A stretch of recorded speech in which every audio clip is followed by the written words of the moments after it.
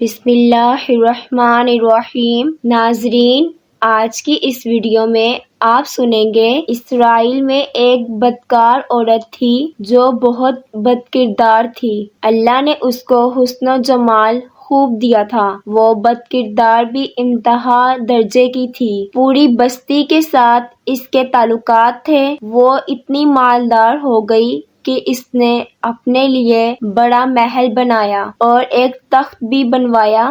وہ بن سنور کر ملکہ کی طرح تخت پر بیٹھتی اور اس کے ساتھ غلط تعلقات رکھنے والے پورے شہر کے امرات ہیں۔ اس کی زندگی ایسے ہی چل رہی تھی۔ ایک مرتبہ کیا ہوا کہ وہ اپنے گھر کا دروازہ کھول کر تخت پر بیٹھی تھی۔ قریب کسی اور بستی کا نوجوان تھا جو بڑا نیک تھا، عبادت گزار تھا۔ وہ ادھر سے گزرا اور گزرتے ہوئے اچانک اس کی نظر اٹھی، بد کردار عورت پر جا پڑی۔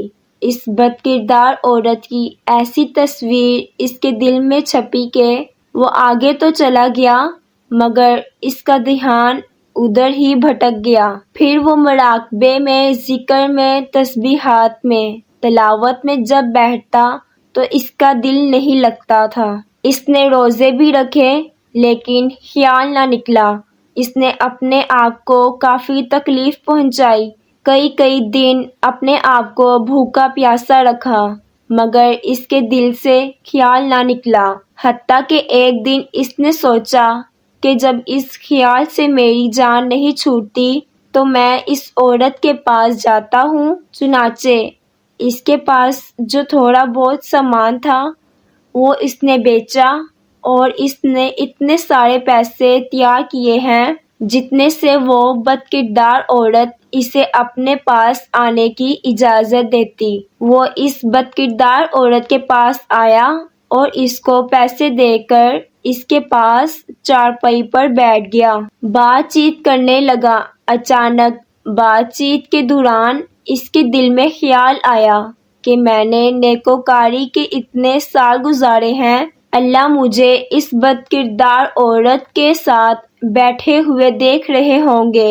وسیع خیال دل میں آیا تو اللہ کا درد دل پر غالب آ گیا۔ حسن و جوان نے کانپنا شروع کر دیا۔ عورت اس سے پوچھتی ہے، تم کانپ کیوں رہے ہو؟ تمہارا چہرہ کیوں پیلا ہو گیا؟ اس نے کہا، بس میری طبیعت ٹھیک نہیں۔ اس نے کہا، تم جس مقصد کے لیے آئے ہو وہ مقصد پورا کرو اور جاؤ۔ اس نے کہا، نہیں۔ وہ بڑی حیران ہو گئی کہ آج تک میں نے اپنی زندگی میں کوئی ایسا مرد نہیں دیکھا جو میرے قریب اس طرح چارپائی پر آ کر بیٹھے اور پھر بڑائی کیے بغیر یہاں سے واپس چلا جائے۔ یہ نوجوان کیسا ہے؟ مگر نوجوان نے کہا، میں جاتا ہوں یہاں سے۔ اس نے کہا، تم کون ہو؟ کیا ہو؟ اس نے بتایا کہ میں اس نام کا بندہ ہوں اور فلاں بستی کا رہنے والا ہوں۔ میرے دل میں یہ خیال آ رہا ہے کہ میں نے اتنی عمر مصلی پر بیٹھ کر گزار دی،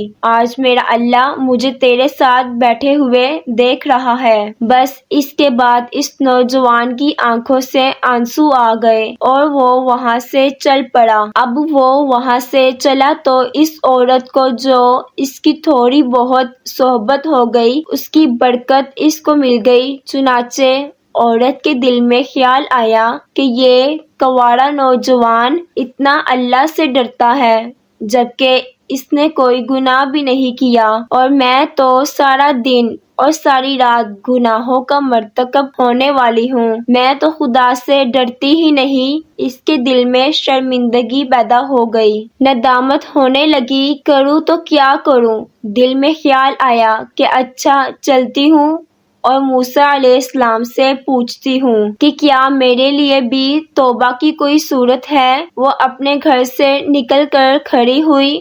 اب اس کو بستی کا ایک ایک بندہ پہچانتا تھا۔ وہ ایسی نامی گرامی خاتون تھی۔ وہ چلی اور جا کر موسیٰ علیہ السلام کو دیکھا تو اس وقت موسیٰ علیہ السلام بنی اسرائیل کو نصیحت فرما رہے تھے۔ اس نے کسی آدمی کے ذریعے پیغام بھیجا کہ موسیٰ علیہ السلام سے جا کر کہو کہ میں آپ سے ملنا چاہتی ہوں۔ اب جس کو پیغام دیا وہ بیوقوف تھا۔ کچھ پیغام پہنچانے والے بھی تو بیوقوف ہوتے ہیں۔ جس کو ڈھنگ نہیں آتا پیغام پہنچانے کا، اس خدا کے بندے نے سیدھا جا کر سب کے سامنے کہہ دیا کہ حضرت آپ سے فلاں عورت ملنے آئی ہے۔ موسیٰ علیہ السلام نے نام سنا تو آپ کو بہت جلال آیا کہ لوگ کیا سوچیں گے کہ ایسی عورت ان سے ملنے آئی ہے، ان سے ان کا کیا تعلق ہے۔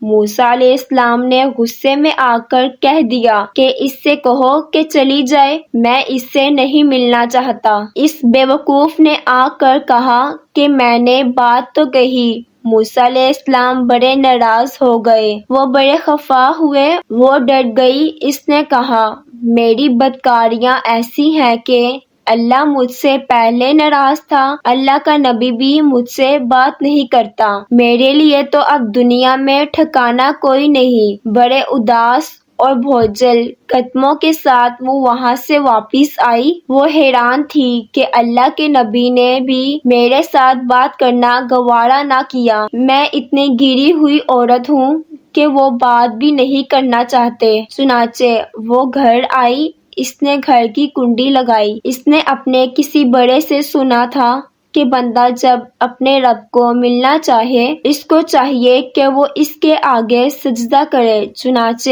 اس سے اور کوئی طریقہ نہیں آتا تھا۔ گھر کی کنڈی لگا کر ایک جگہ اس نے اللہ کے سامنے سجدہ کیا۔ دل سے کہہ رہی ہوگی میں تیرے سامنے جھک رہی ہوں، خدا میرا کوئی نہیں، اللہ